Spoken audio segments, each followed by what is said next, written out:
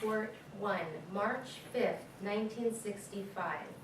Dr. Strauss says I should write down what I think and everything that happens to me from now on. I don't know why, but he says it's important, so they will see if they will use me.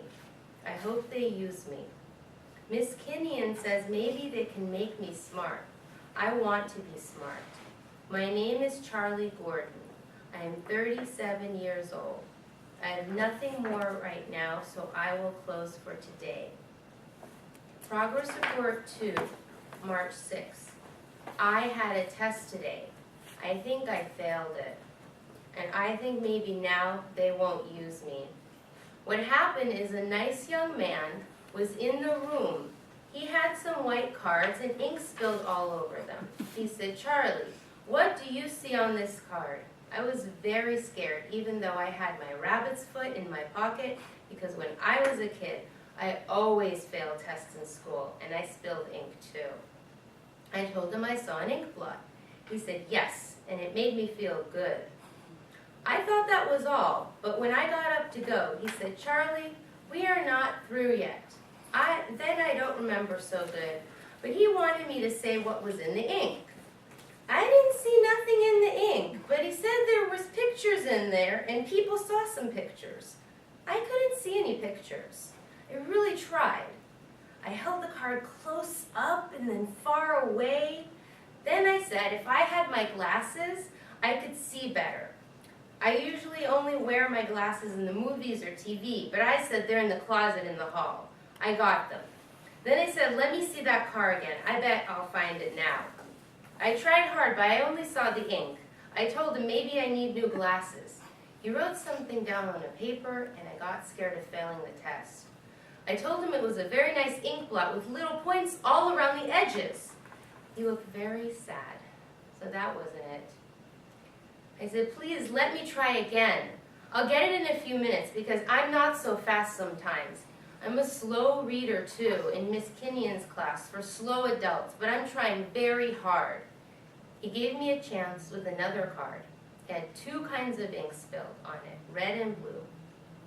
He was very nice, and he talked slow like Miss Kinnian does, and he explained it to me. It was a raw shock. He said, "People see things in the ink." I said, "Show me where." He said, "Think." I told him, "I think an ink blot," but that wasn't right either. He said, "What does it remind you? Pretend." I closed my eyes for a long time to pretend. I told him I pretend a fountain pen with ink leaking all over a tablecloth. I don't think I passed the raw shock test. Progress Report 3, March 7. Dr. Strauss and Dr. Newmark say it don't matter about the ink blots. They say that maybe they will still use me. I said Miss Kinnian never gave me tests like that one, only spelling and reading. They said Miss Kinnian told her that I was her bestest pupil in the adult night school because I tried the hardest. I really wanted to learn. They said, "How come you went to the adult night school all by yourself, Charlie? How did you find it?" I said, "I asked people, and somebody told me where I should go to learn it and to read and spell good." They said, "Why did you want to do that?" I told them because all my life I wanted to be smart and not dumb. It's very hard to be smart. They said, "You know, it will probably be temporary." I said, "Yes, Miss Kinnian told me I don't care if it hurts." Later, I had more crazy tests today. She told me this test and the other one, the raw shock, was forgetting personality. I laughed so hard. I said, "How can you get that thing from ink blots and photos?" She got sore and put her pictures away. I don't care. It was silly. I guess I failed that test too. Later, some men in white coats took me to a different part of the hospital and gave me a game to play. It was like a race with a mouse. They called the mouse Algernon. Algernon was in a box with a lot of twists and turns, like all kinds of walls. And they gave me a pencil and paper with lines and lots of boxes. One side said start, and the other end said finish. Then they said, It was amazed, and that Algernon and me had the same amazed to do. I didn't see how we could have the same amazed if Algernon had a box and I had a paper, but I didn't say nothing. Anyway, there wasn't time because the race started. One of the men had a watch. He was trying to hide so I wouldn't see it, so I tried not to look, and that made me nervous. Anyway, that test made me feel worser than all the others because they did it over 10 times with different amazeds, and Algernon won every time. I didn't know that mice were so smart. Progress report 4, March 8.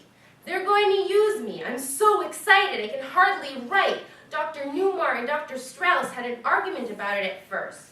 Dr. Newmar was the one who brought me in. He was worried about using me, but Dr. Strauss said Miss Kinnian recommended me the best from all the people she was teaching. She said, don't be scared, Charlie. You've done so much with so little. I think you deserve it most of all. When he said that, I got so excited. I jumped up and shook his hand for being so good to me. I told him, thank you, Doc. You won't be sorry for giving me a second chance. And I mean it like I told him. After the operation, I'm going to try to be smart. I'm going to try awful hard. Progress report 7, March 19. Nothing is happening. I had lots of tests in different kinds of races with Algernon. I hate that mouse. He always beats me. Dr. Strauss said I got to play those games. He said sometime I got to take those tests over again. Those ink blots are stupid, and those pictures are stupid too. I like to draw a picture of a man and a woman, but I won't make up lies about people. I got a headache from trying to think so much. I thought Dr. Strauss was my friend, but he don't help me. He don't tell me what to think or when I'll get smart. Miss Kinnian didn't come to see me. I think writing these progress reports is stupid too. Progress report 8, March 23rd. I'm going back to work at the factory. They said it was better I should go back to work, but I can't tell anyone what the operation was for, and I have to come to the hospital for an hour every night after work. They are going to pay me money every month for learning to be smart. I'm glad I'm going back to work because I miss my job and all my friends and all the fun we have there. March 25th. I don't have to write progress report on top anymore, just when I hand it in once a week for Dr. Newmar. I just have to put the date on. That saves time. We had a lot of fun at the factory today. Joe Karp said, hey, look, where Charlie had his operation. What did they do? Charlie put some brains in? I was going to tell him, but I remember Dr. Strauss said no. Then Frank Riley said, what did you do, Charlie? Forget your key and open the door the hard way? That made me laugh. They're really my friends, and they like me. Sometimes somebody will say, hey, look at Joe or Frank or George. He really pearled at Charlie Gordon. I don't know why they say that, but they always laugh. This morning, Amos Borg, who's the foreman at Donegan's, used my name when he shouted at Ernie the office boy. Ernie lost a package. He said, Ernie, for God's sake, what are you trying to be, Charlie Gordon? I don't understand why he said that. April 6th. I beat Algernon. I didn't even know I beat him until Bert the tester told me. Then the second time I lost because I got so excited I fell off the chair before I finished. But after that, I beat him 8 more times. I must be getting smart to beat a smart mouse like Algernon. But I don't feel smarter. I wanted to race Algernon some more, but Bert said, that's enough for one day. I think I'll be friends with Algernon. April 20th. Today was the first day I ever stayed home from work. Last night, Joe Karp and Frank Riley invited me to a party. Joe said I should dance with Ellen, and she would teach me the steps. I fell a few times, and I couldn't understand why, because no one else was dancing besides Ellen and me. And all the time, I was tripping because someone's foot was always sticking out. And then when I got up, I saw the look on Joe's face, and it gave me a funny feeling in my stomach. He's a scream, said one of the girls. Everyone was laughing. Look at him, he's blushing. Charlie is blushing. Hey, Ellen, what'd you do to Charlie? I never saw him act like that before. I didn't know what to do or where to turn. Everyone was looking at me and laughing. I wanted to hide. I ran outside and threw up. Then I walked home. It's a funny thing. Never knew Joe and Frank and the others liked to have me around all the time and make fun of me. Now I know what it means when they say to pull Charlie Gordon. I'm ashamed. Progress report number 11, April 21st. Still didn't go into the factory. Told Miss Flynn, my landlady, to call and tell Mr. Donegan I was sick. Miss Flynn looks at me very funny lately, like she's scared. When I become intelligent like Dr. Strauss says, with 3 times my IQ of 68, then maybe I'll be like everyone else and people will like me. I still don't know what IQ is, except that mine is going to be over 200 soon. I didn't want to say anything, but I don't see how, if they don't know what it is or where it is, I don't know how they know how much you've got of it.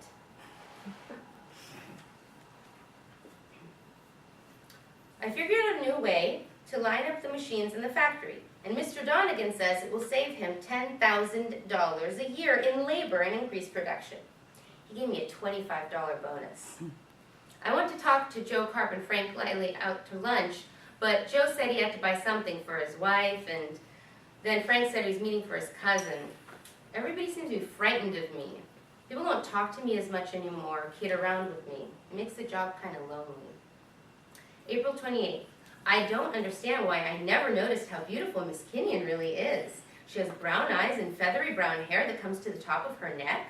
She's only 34. I think from the beginning I had the feeling that she was unreachable genius and very, very old. Now every time I see her, she grows younger and more lovely. We had dinner and a long talk. When she said I was coming along so fast, I'd be leaving her far behind, I laughed. It's true, Charlie. You're already a better reader than I am, she said. You can read a whole page at a glance, while I can take in only a few lines at a time. We sat silently for a while, and I knew that she was thinking about as she watched me toying with the chain of my rabbit's foot and keys. I don't want to think of the possibility any more than elderly people want to think of death. I knew that this was only the beginning. I knew what she meant about levels because I'd already seen some of them. I'm in love with Miss Kenyon. Progress report 12. I've quit my jobs at Donegan's Plastic Box Company. Mr. Donegan insisted it would be better for all concerned when I left. What did I do to make them hate me so? This intelligence has driven a wedge between me and all the people I once knew and loved. Before, they laughed at me and despised me for my ignorance and dullness. Now they hate me for my knowledge and understanding. What in God's name do they want of me? They've driven me out of the factory. Now I'm more alone than before. I'll try to review, May 15th, I'll try to review all the things that happened to me during the last 2 weeks. Algernon and I were presented to the American Psychological Association sitting in convention with the World Psychological Association. We created quite a sensation. Dr. Newmar and Dr. Strauss were proud of us. I suspect that Dr. Newmar, who is 60, 10 years older than Dr. Strauss, finds it necessary to see tangible results of his work. Undoubtedly the result of pressure by Mrs. Newmar. Contrary to my earlier impressions of him, I realized that Dr. Newmar is not at all a genius. He has a very good mind, but it struggles to tinder the specter of self-doubt. He wants people to take him for a genius. Therefore, it is important for him to feel that the work is accepted by the world. Dr. Newmar appears to be uncomfortable around me. Sometimes when I try to talk to him, he just looks at me strangely and turns away. I was angry at first when Dr. Strauss told me I was giving Dr. Newmar an inferiority complex. I thought he was mocking me and I'm oversensitive at being made fun of. I must be careful to speak and write clearly and simply so that people won't laugh. Progress Report 13, May 24th. Bert, who is in charge of the experimental animals, tells me that Algernon is changing. He's less cooperative. He refuses to run the maze anymore. General motivation is decreased and he hasn't been eating. Everyone is upset about what this may mean.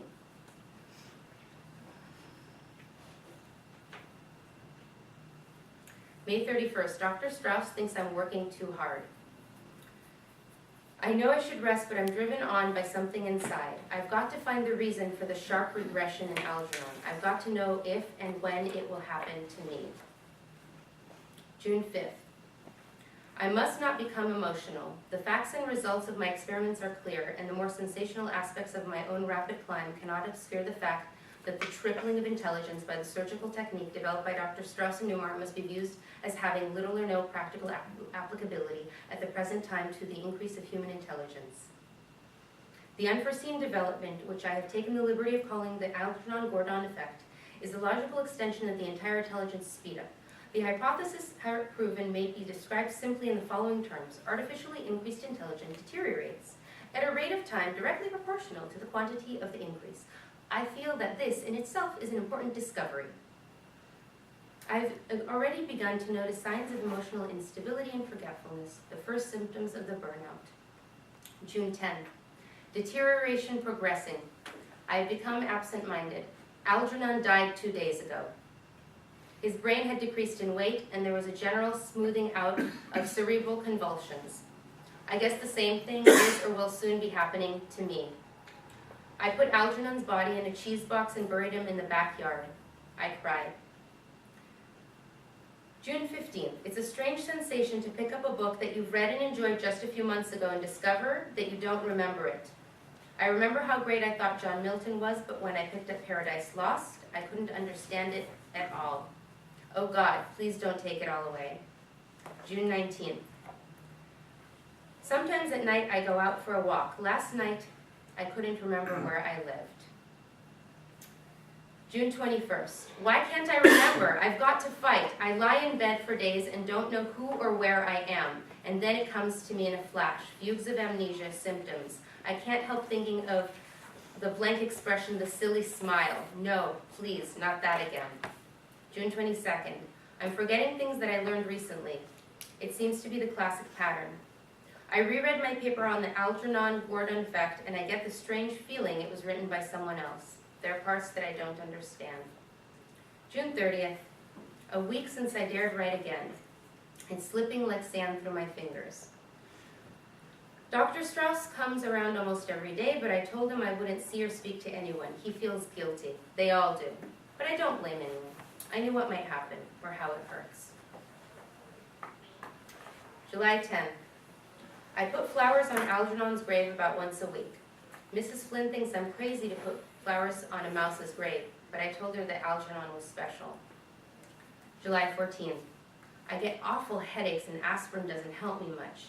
Mrs. Flynn knows I'm really sick and she feels very sorry for me. She's a wonderful woman whenever someone is sick. July 25th. I was looking at some of my old progress reports and it's funny, but I can't read what I wrote. I went to get my old job back, July 27th. Mr. Donegan was very nice, and first he looked suspicious, but then I told him what happened and he looked very sad. July 28th. I did a dumb thing today, and I forgot I wasn't in Miss Kinnian's class at the Adult Center anymore, like I used to be.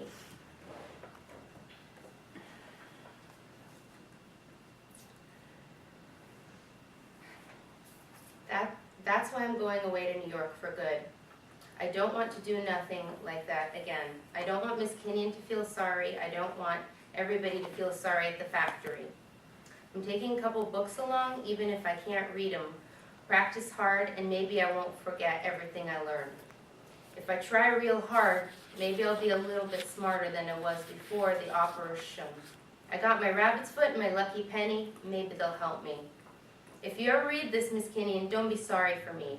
I'm glad. P.S. Please, if you get a chance, put some flowers on Algernon's grave in the backyard.